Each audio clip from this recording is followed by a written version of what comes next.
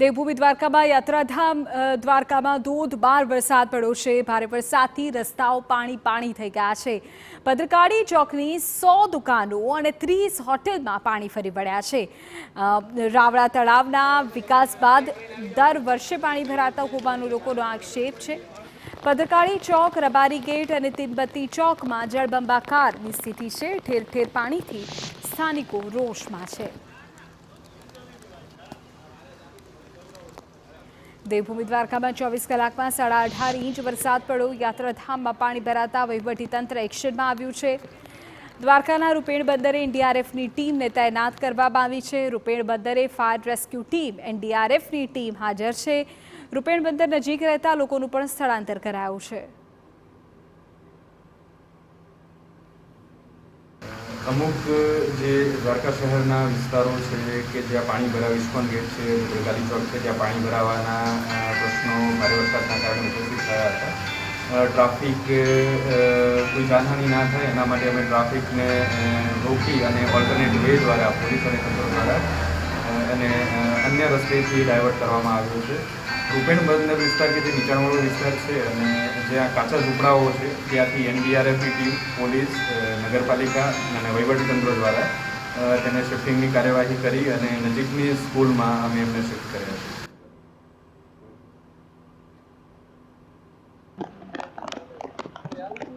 દેવભૂમિ દ્વારકાની 100 દુકાનો, 30 હોટેલમાં પાણી ફરી વળ્યા છે। નીચાણવાળા વિસ્તારો પાણીમાં ગરકાવ થઈ ગયા છે। જળબંબાકારની સ્થિતિ છે। ભદ્રકાળી ચોક, રબારી ગેટ આ તમામ વિસ્તારમાં અત્યારે જળબંબાકાર છે।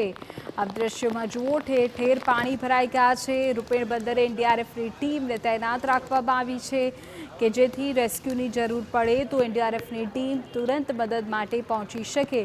પરંતુ આ છે નુકસાનીના એ દ્રશ્યો કે જે અત્યારે સામે આવી રહ્યા છે દ્વારકાથી। દ્વારકા પ્રવાસન સ્થળ છે, યાત્રાધામ છે, ત્યાં આવેલી મોટાભાગની હોટેલ્સમાં અત્યારે નીચેના વિસ્તારમાં પાણી ભરાઈ ગયા છે।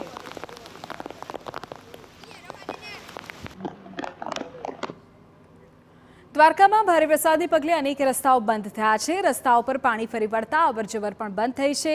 દ્વારકાથી ચરખલા જતા મુખ્ય રસ્તાઓ પર પાણી ફરી વળ્યા છે। દ્વારકા આવતા યાત્રિકો મોટા ભાગે ચરખલા રોડ પરથી અવરજવર કરતા હોય છે। હવે મુખ્ય માર્ગ બંધ હોવાને કારણે પદયાત્રીઓની મુશ્કેલી વધી છે। પદયાત્રીઓ રસ્તા પર પાણી ઓસરવાની રાહ જોઈ રહ્યા છે।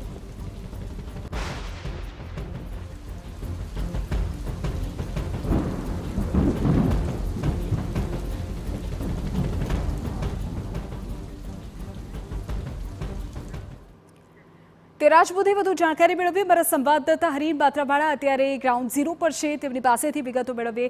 હરીન, શું સ્થિતિ છે અત્યારે દ્વારકા અને તેની આસપાસના વિસ્તારોમાં? અમે દ્રશ્યોમાં જોઈ રહ્યા છીએ, ક્યાંય સ્થળ દેખાઈ નથી રહ્યું, જળનું સામ્રાજ્ય છે। કેવી પરિસ્થિતિમાં અત્યારે ત્યાં લોકો છે?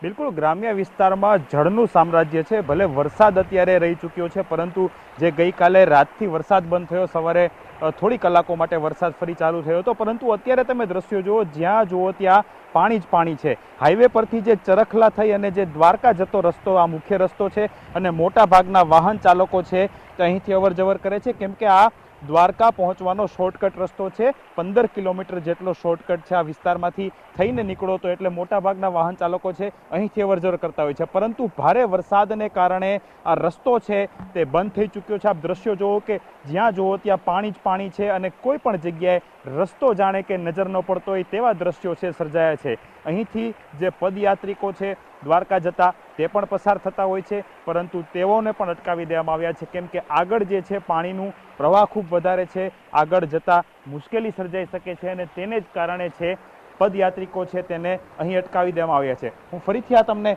દ્રશ્યો બતાવવા માંગીશ કે જે રીતે જ્યાં પણ જો ખેતરો હોય અથવા તો રસ્તો હોય ત્યાં પાણી ફરી વળ્યા છે અને ગઈકાલથી જે ભારે વરસાદ પડ્યો હતો અને ગઈકાલથી ભારે વરસાદને જ કારણે આ પરિસ્થિતિ સર્જાઈ છે।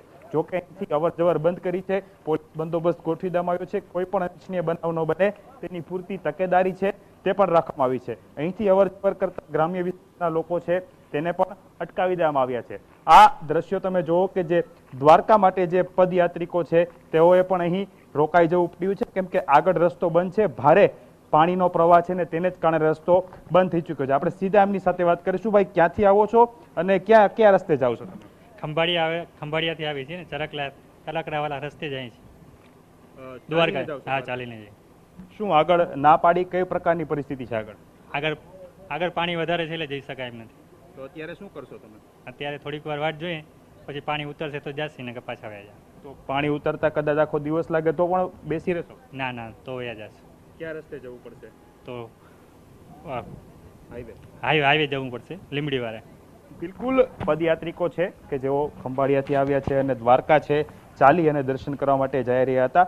જે આ રસ્તો તેમણે લીધો હતો તે શોર્ટકટ હતો અને તેને કારણે તેઓ છે અહીં રાહ જોવી પડે છે, કેમ કે આગળ છે ખૂબ જ પાણી છે તે ભરાયેલું છે અને કોઈ પણ જાતનું તેઓ આગળ જાય અને કોઈ પણ અનિચ્છનીય બનાવ ન બને તેને જ કારણે પોલીસ દ્વારા તેમને અટકાવી દેવામાં આવે છે, કેમ કે રિસ્ક ઘણું બધું છે, પાણીનો પ્રવાહ ઘણો બધો છે અને તેને જ કારણે અહીંથી જે સ્થાનિક લોકો છે તેમના માટે પણ અવરજવર બંધ કરી છે. અને જે રીતના ઉપરવાસમાં પણ વરસાદ છે, આજે સવારે પણ જે દ્વારકા જિલ્લામાં વરસાદ વરસ્યો તેને લઈને પાણીનો પ્રવાહ છે તે ફરીથી વધ્યો છે અને આ જ પ્રમાણે ઘણા બધા દ્વારકા જિલ્લાના એવા રસ્તાઓ છે, ગ્રામ્ય વિસ્તારના રસ્તાઓ છે કે તેને બંધ કરવાની ફરજ પડી છે. જી બિલકુલ હરીના, પર તમામ જાણકારી બદલ. તો જે પ્રકારે મારા સંવાદદાતાએ દ્રશ્યો બતાવ્યા, જાણકારી આપી, જે દ્વારકા લઈ જતો જે ટૂંકો માર્ગ છે તે અત્યારે વરસાદી પાણીના કારણે બંધ થઈ ગયો છે. જે પદયાત્રીઓ છે એમને પણ પાછા ફરવું પડે એવી સ્થિતિનું નિર્માણ થયું છે, કારણ કે ખૂબ મોટા પ્રમાણમાં પાણી ત્યાં ભરાયેલું છે.